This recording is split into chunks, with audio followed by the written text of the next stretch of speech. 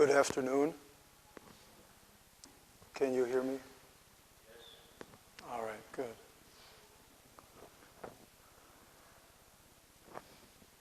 So we are gathered here, and we are asking, what is this Zen teaching?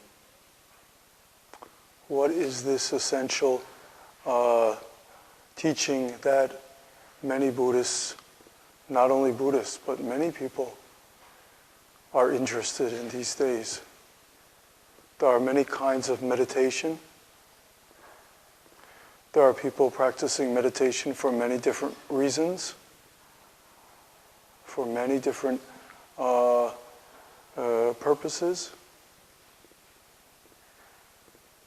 And the word Zen has become very popular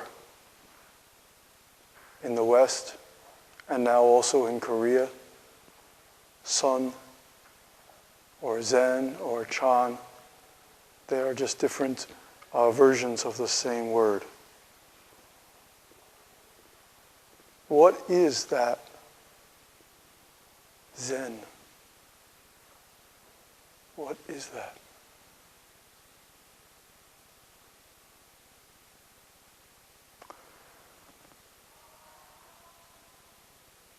Zen Master Sosan,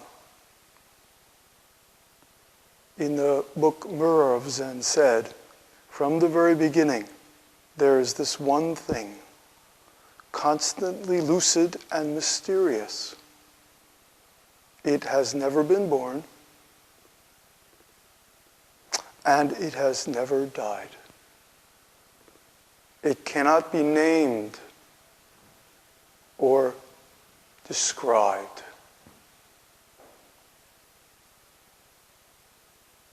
Then he commented, he said, what is this one thing? Before the Buddhas of old were born, there was this one thing. Lucid and ethereal. So how could Mahakāssyapa have transmitted it? Even Shakyamuni did not know of it. So Zen is not dependent on Buddha, not dependent on God, not dependent on Zen Master. This is one thing. What is that one thing? Just as Sosan said, this one thing has never been born and has never died. It has not come into this world and has not disappeared from this world. And later in China, the sixth patriarch said to an assembly, I have one thing, and it has no name, and it has no description. Do any of you recognize it? He asked his students, he asked his disciples, do any of you recognize it? And one very clever or one very bright disciple came forth. His name was Shenhui. He came forth and he said, it's the source of all Buddhas. It's my Buddha nature. And for this reason, he was not considered the legitimate disciple of the sixth patriarch, because he opened his mouth too soon. Or when he opened his mouth, he said, it is my Buddha nature, as if he had it himself, only himself. But when another master, Nan Hui, came from Sungsan, Huineng asked him, what is it which has come here? And Nan Hui, he was confused. He only had the don't know. He only had a big question, don't know. And he went back to his place. he went back to Sungsan where he was practicing Nanhui. And for 8 years, he only practiced Zen. And later he came back to the sixth patriarch and said, to call it a thing, to even call it a thing is not right. When the sixth patriarch heard that, he was very happy. Those words, to call it a thing is not correct. That's how he became the direct Dharma heir of the sixth patriarch, Huineng, Nanhui Sansa, Nanhui, a Zen master. So in this Zen tradition, what's very important is not to rely on some description, not to rely on some conceptual idea. Zen is not about concepts. We say Zen is the gate that is before thinking arises. In our mind, we all have thinking. We all have thoughts. Even at this moment, we sit here, we have some thoughts about this Dharma talk. We have some thoughts about our condition.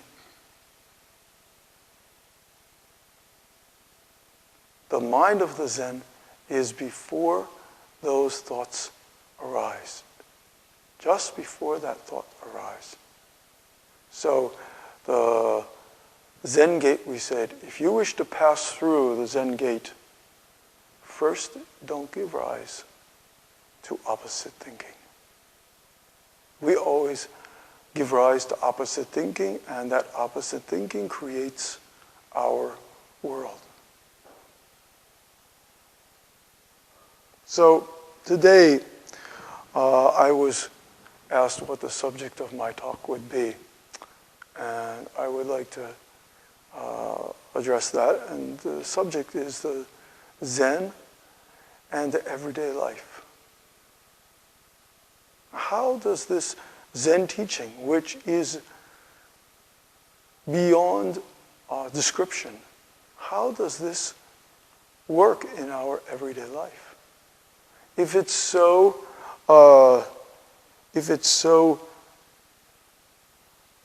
esoteric and cannot be named and cannot be described, then of what use is it to us? How is it useful in our everyday life?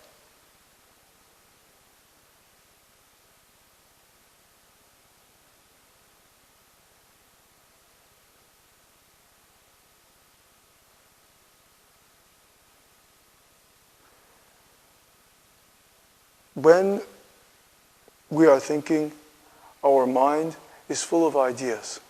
Some of those ideas may be good ideas, but many of those ideas are soon forgotten. Many of those ideas are not so useful.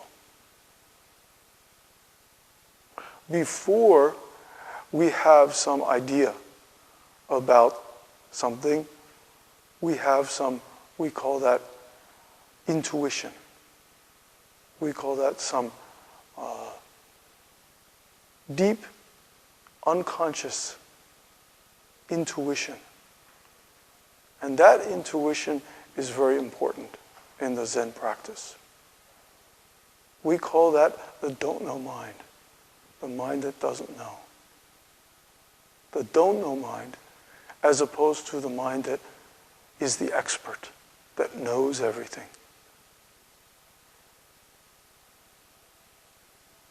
But what's interesting is that the mind of the expert often doesn't see the bigger picture. In today's world, we have many people who are specialists, who are experts in their area. But often the specialist does not understand the other parts and how it all fits together. So the Zen teaching is about this intuitive non-conceptual.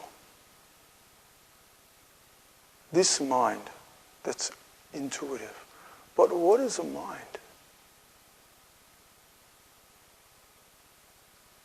We talked about this one thing. Is the one thing a mind? We talk about the don't know mind. What is the don't know mind? How important is it to us? So many years ago,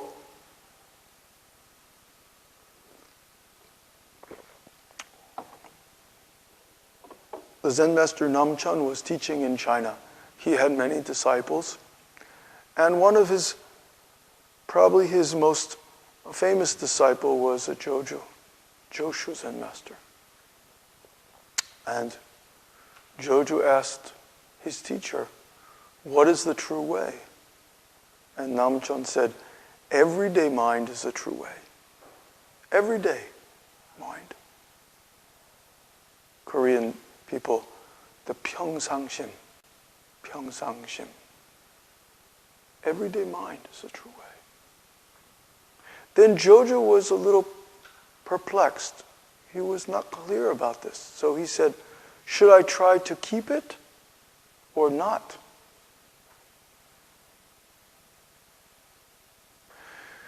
If you try to keep it, that's a false thinking. That's an illusion. If you don't try to keep it, that's a falling into blankness.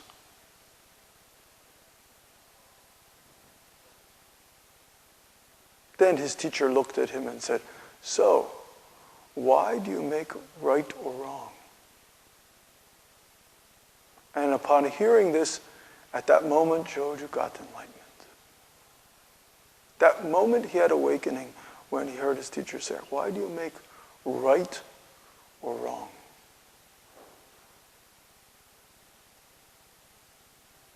But we all have that tendency to ask, what is right, what is wrong?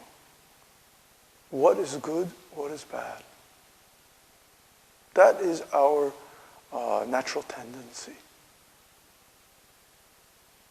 But the way that Joju talked about, the everyday mind is the way. Everyday mind, that's not good or bad.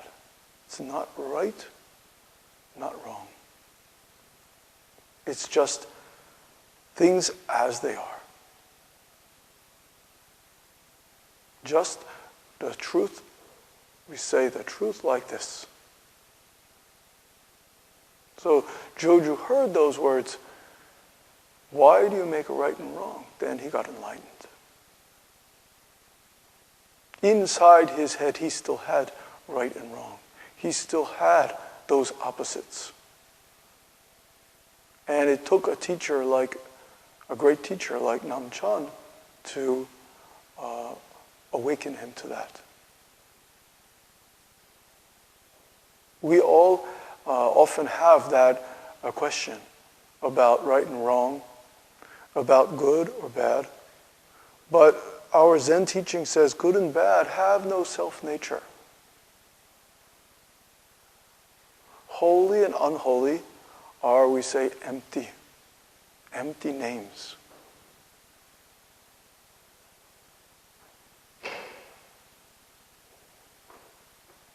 So we have to find out what is real, true, good and bad. What is really good? What is bad? We have to find that inside ourselves, not outside.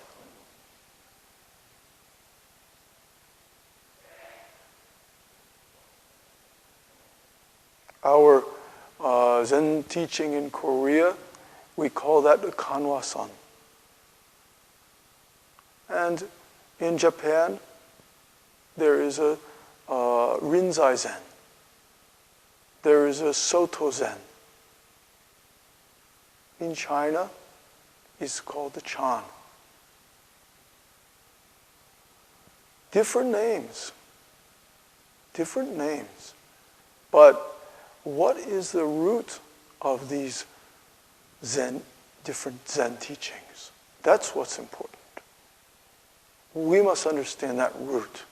If we don't understand the root of this tree, then we're always looking at the branches and trying to label each branch. What's very important is the root. So I often call that root by the name of primary point. That point is underlying substance of the universe. If we understand that point, then Soto Zen, or Rinzai Zen, Kangwa Zen, many kinds of Zen is all from the same source. Nowadays, many people try to teach the Kanwa-san. How we teach the Kanwa-san?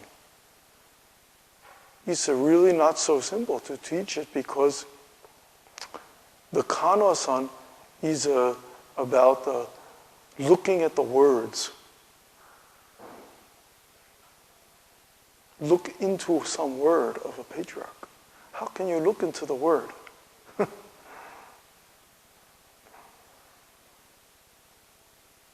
The truth of the matter is the Kanwa-san is not through just looking into the words. It's looking into the mind of those words.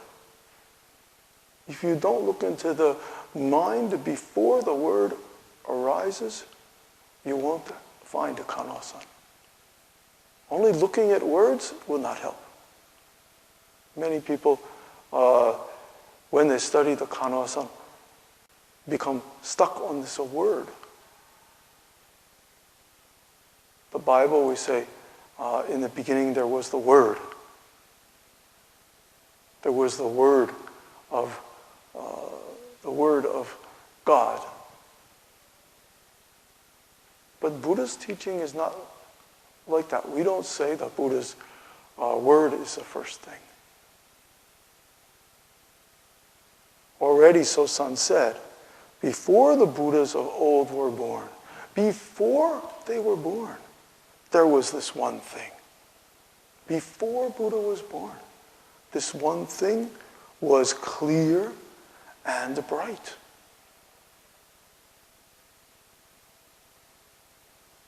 How could Makashapa have transmitted it? Even Shakyamuni did not know of it. So this one thing, we call that, we have a name for that. Of course, that's also a name, primary point, this essential point. That point is before thinking arises. So we can talk about that and we can describe it, but in truth, it has no name. It has no speech. Because it's before conceptual thinking. So we say intuitive, or we say the don't know mind. So the study of Hwadu is not really a study. It's a practice. That's an important point. One man went to the mountains and he understood that everyday mind is the path. He had read the Zen book. He understood that chopping wood and carrying water and making a fire are all wonderful activities of the mind. That ordinary activities are all extraordinary events. And he made a small hut to practice meditation.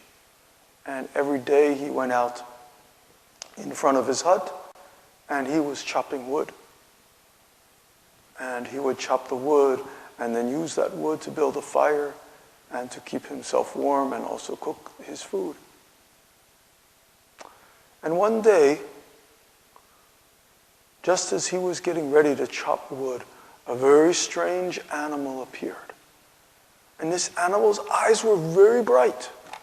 And this animal's fur was shining.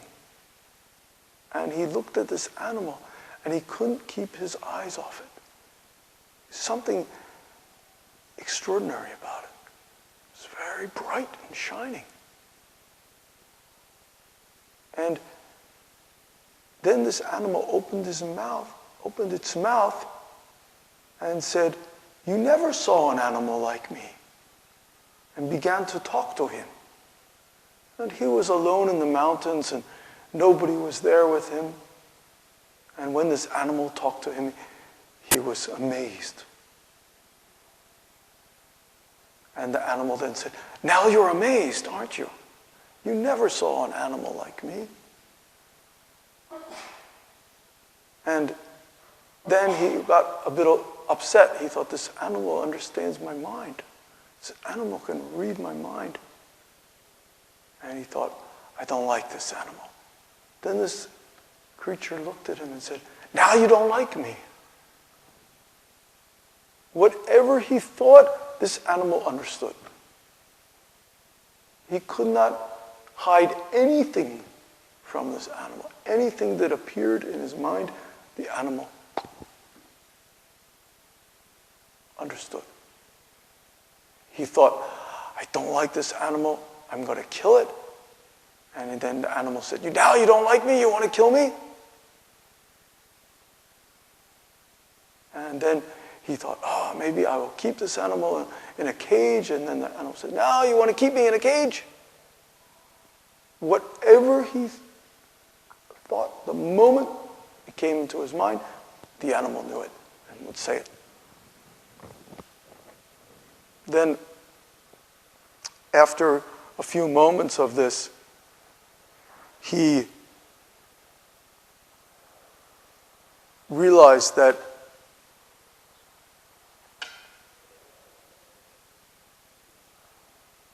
this experience was not pleasant. It wasn't distasteful. It just was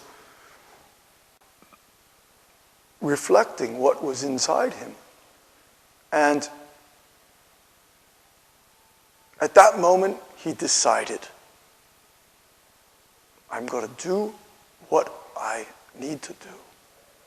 And he picked up his axe and decided, I will chop the wood, regardless of this animal talking.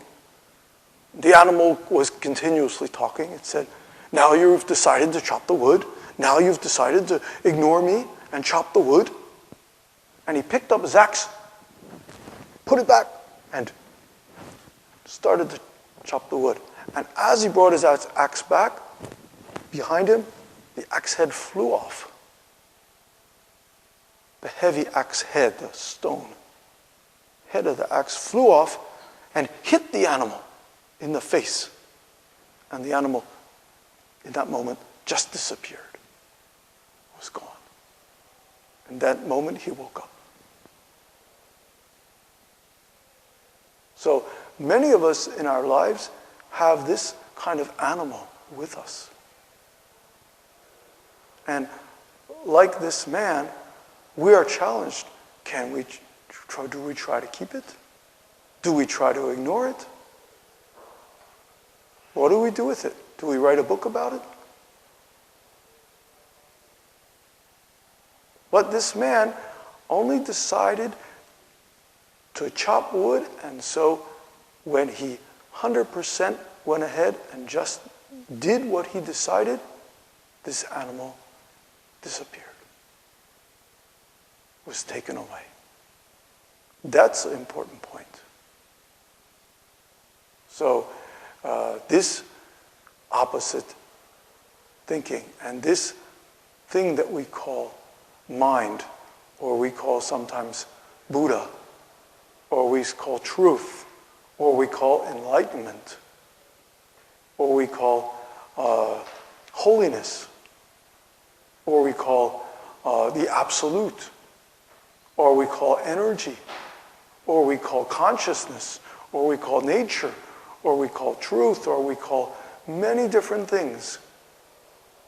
This is made by our thinking, not by anybody else. This is our own creation. And the only way we can take care of it is to decide and do what we set out to do. So Zen teaching is not difficult. If you see all the things that appear in your mind as a result of your own karma, your own previous actions, anything that appears like any kind of extraordinary animal, extraordinary image, was all a result of some action, some previous thinking that you did. And when we have that realization, then we realize that this world is all created from our mind and is created by our thinking. Then how do we live in the everyday life? How do we live in our everyday life if we see that all things are created by our thinking mind? If all things are created such by our thinking mind, then what's the point? How do we fulfill our human potential? How do we do what we came here for? This is a really interesting point. How do we get find our human way? So, like I talked about before, the Zen master Namchon said, everyday mind is the path. Everyday mind is the way, the true way. When we decide that we are going to do something and we just do it, that fulfills our human potential. That brings us closer to who we truly are. That's the point. My teacher, Zen Master Sung-san, always used to ask students, what are you? Why do you come to this? Why did you come to this world? What will you do here? Why did you come to Seoul? What do you do here? There are many restaurants in Seoul. Did you come here for restaurants? There are many schools. Did you come here for school? Why do you come to this world? Why did you appear in this world?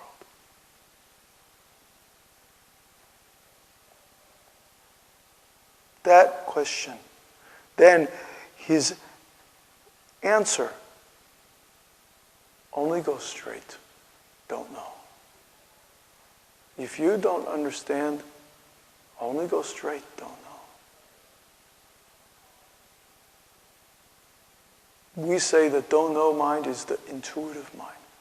We say it's a beginner's mind before thinking arises.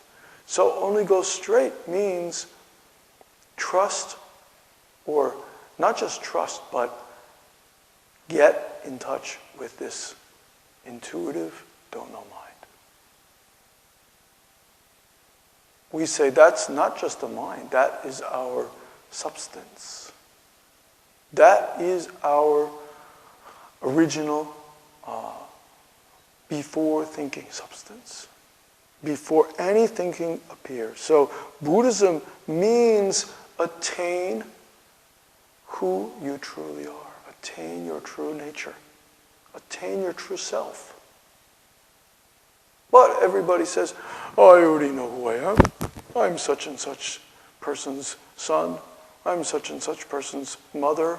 I'm such and such person's daughter. I already know who I am. I already know. I'm a doctor, I'm a lawyer, I'm a president. I already know who I am. But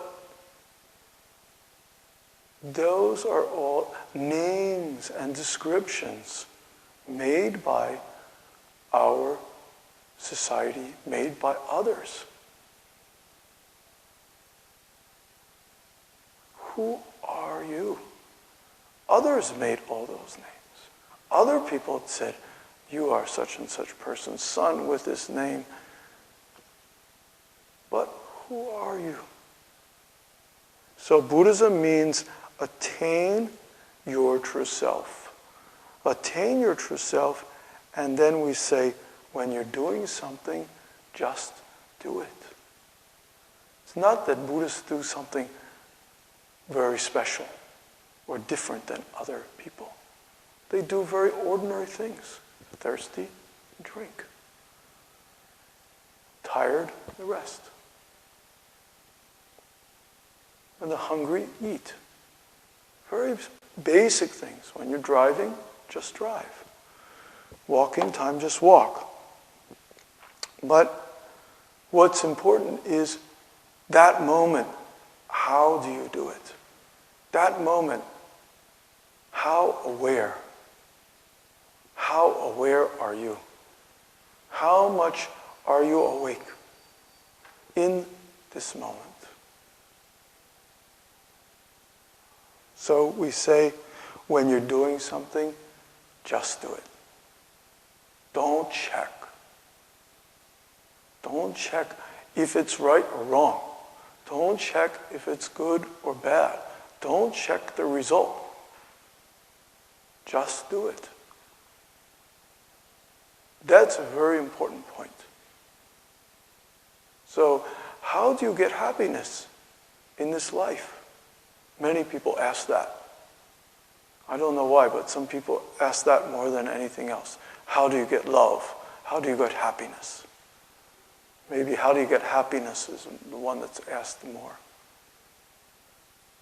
How do you get happiness? Only by getting money? Only by getting some career advancement? Only by becoming well known? Only by eating great food? Only by meeting somebody for a great relationship? How do you get happiness? What's the essential way to get happiness? I know that so many people ask this in Korea because so many people are depressed.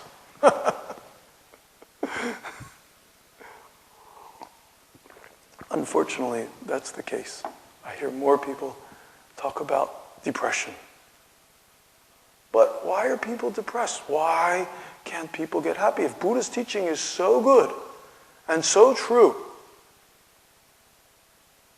why do we have such a high depression, high suicide rate in this beautiful country, which has a beautiful culture, which has many talented people? I ask myself that. I've lived in Korea a long time, and I love Korea very much. But I sometimes ask myself, why people cannot get happiness? And to me, it seems like the answer is very simple. When you cannot decide, you cannot act. When you cannot make up your mind and decide what to do, you cannot act. And your mind is overwhelmed by opposites, thinking, by concepts. Am I right or wrong? Is this good or bad? And that thinking continues, and like a poison, permeates everything.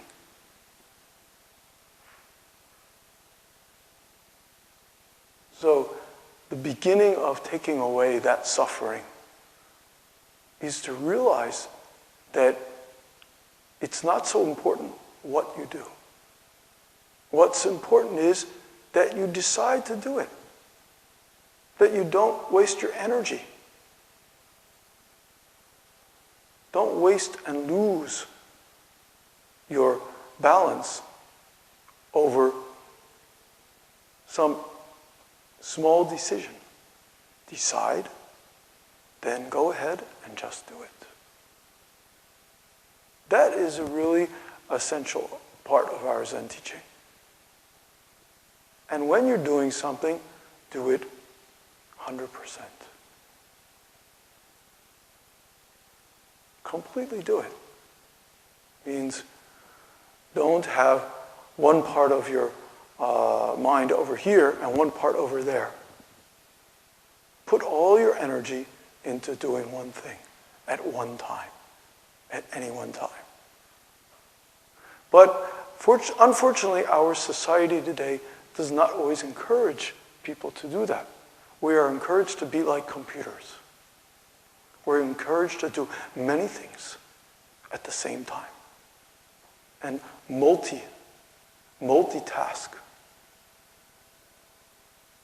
And by doing that, we get more efficient use of our time, we believe, right? By one time I was staying in Busan, and I talked to the abbot of the temple I was staying. He was telling me about all the projects he was doing, and he was doing many projects at once. And I said, Snim, how can you do meditation and do all these projects at once? And he said, I'm a multi-monk. I'm a multi-monk. I can do all these things at the same time. And he smiled. And we all can do that for some period. But what really makes us fulfilled and what really brings us back to what we call our true self is when we can do one thing at any moment and do it completely and do it very well. So meditation is not dependent on just whether you can sit in the lotus position or whether you can twist your body into some kind of yogic asana. It's not dependent on that. It's only dependent on how sincerely you can put yourself into doing what you are doing now. And if you can do that with complete attention and complete sincerity, you're already Zen disciple. You are following the teaching of all the Zen masters. You're following the teaching of Bodhidharma, and you're following not only the teaching of all the Zen masters, but you're following the teaching of the Buddha. So Zen's not dependent on any one thing. You're not only following the teaching of the Buddha, you're following the compassion and the love of the Christ too. Because when you do something completely, in that moment, you also have love and compassion for all those in your world. Love and compassion, what are they? Are they saying, I love you, I love you, I love you all day?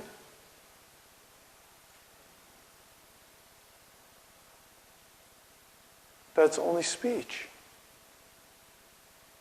That's only speech. So when you completely drop all these fanciful ideas about what truth and what compassion and what nature is, then you awaken to this moment. And this moment, it's already there. It's already complete. Everything's there. Everything you need is already there. Nothing's missing.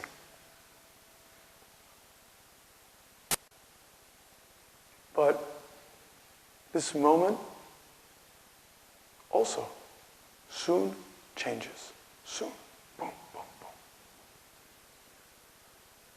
So practicing the Zen in the everyday life we need to not only put our body into the sitting position, but we need to sit with our mind and sit with our whole being. So only body sitting, yeah, it's better than not doing anything at all. But very important is we sit with this mind, completely sit this mind, which means completely give our attention to what we are doing any moment. That is the root, or we say the primary point behind meditation. That primary point is very important. If we don't have that root, then no matter how much we talk or research Kanwa-san or Soto Zen or Rinzai Zen or the Poban school of China, it's not ours. It's not our attainment. It's somebody else's. So very important is that we find out what our attainment, what our nature can be.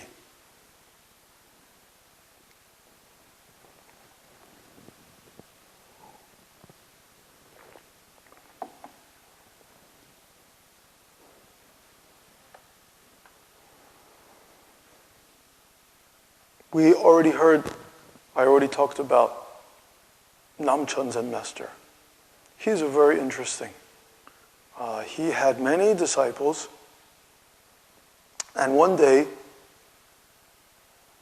he was just sitting in his room trying to do meditation, sitting quietly in his room, and outside his room it got rather noisy, and many people were fighting. And he just tried to sit in his meditation. But outside, his room is very noisy in the meditation hall. And he finally got up, opened the door, and looked. And in the middle of the room, there was one cat. And on one side, there were 500 monks. And on the other side, maybe not 500, 250 monks on one side, 250 on the other side. In those days, they had the East Hall and the West Hall. And they all were meeting in this room, but they weren't doing meditation. They were talking about this cat. They're arguing about a cat. They said, "Oh, that's my cat." "No, it's our cat." "No, this cat, we gave it food. We raised it." "No, it's from the east side." "No, it's the west side." Arguing about this cat. Namchen came out of his room, walked into the fray, picked up the cat with one hand, said, "All of you, give me one word and I will save this cat. If not, I will kill it." And in his other hand, he had a very sharp knife, the kind of knife that monks use to shave their head. Nowadays, we have many good safety razors, but in those days, they had to sharpen their own knife. And he had this very sharp knife in one hand and the cat in the other hand. "You, all of you, give me one word, I save this cat. If not, I will kill it." But nobody said anything. Nobody said or did anything. Then finally, he took the knife and cut off the cat's head. The cat died. Then he went back to his room. Then everybody dispersed. That's a very famous story. Okay. That's a famous Zen story. Why did this great Zen master with all these students, why did he break the precepts and kill this cat? Why? What was the teaching there? And if you had been there, if one of you had been there, one of our Gukje Sun Center students had been there, how could you have saved that cat? What could you have done or said to save the cat? That's the point. So if you were just aware and you were not in a dream, what could you have done? How could you have shown great love, great compassion for the cat? The mind of great love and great compassion for the cat. So, if you are practicing meditation, then this mind of great love and great compassion is also part of our practice. The goal of meditation is not to become a tree or a rock or something like that. We already have enough trees. We already have enough rocks. We don't need more. We don't need people who can sit like a rock or become a rock. So, very important about meditation is to realize that it's the direction that it's important, not the outside form, but the direction.